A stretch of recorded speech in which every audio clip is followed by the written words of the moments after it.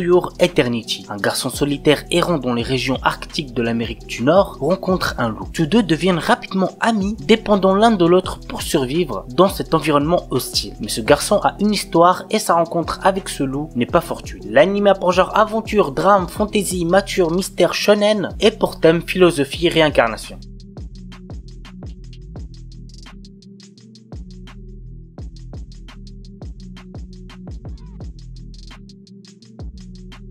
Hajin. Alors niveau animation, cet animé n'est vraiment pas ouf. Par contre niveau histoire, c'est tout le contraire. Si vous aimez bien les animés horreur mystère, celui-là va très certainement vous plaire. Voici l'histoire. Des êtres immortels appelés Hajin sont pourchassés par les humains qui cherchent à travers leur sombre expérience à les rendre mortels. Nous suivons le quotidien de Kei, un lycéen qui, suite à un accident mortel, se révèle être un Hajin. Ne pouvant compter que sur son meilleur ami Kai, Kei essaie de cacher sa vraie nature. Mais un groupe de Hajin lui demande de les rejoindre pour préparer une offensive contre les humains. L'anime a pour genre action, drame, horreur, épouvante, mystère, seinen, surnaturel et pour thème combat, monstre, univers alternatif.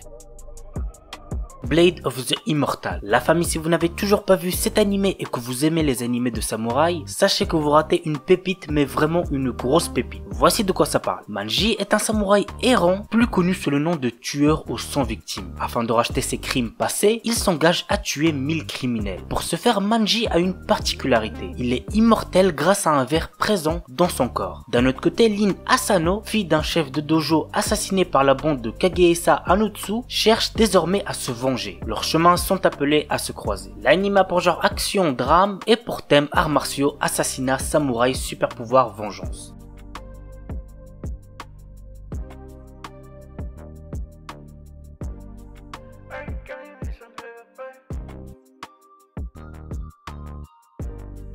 Kyokai no Kanata. Après avoir sauvé sa camarade du suicide, Akihito Kanbara, un lycéen quasi immortel, apprend que celle-ci a le pouvoir de manipuler son sang. Ce pouvoir extrêmement rare était la raison de son isolement et lorsque les deux adolescents se lient d'amitié, ils ne se doutent pas que cela va déclencher une succession d'événements inquiétants. L'anime a pour genre action, comédie, drame, fantasy, psychologique, romance, school life, seinen et pour thème démons, magie, monstres.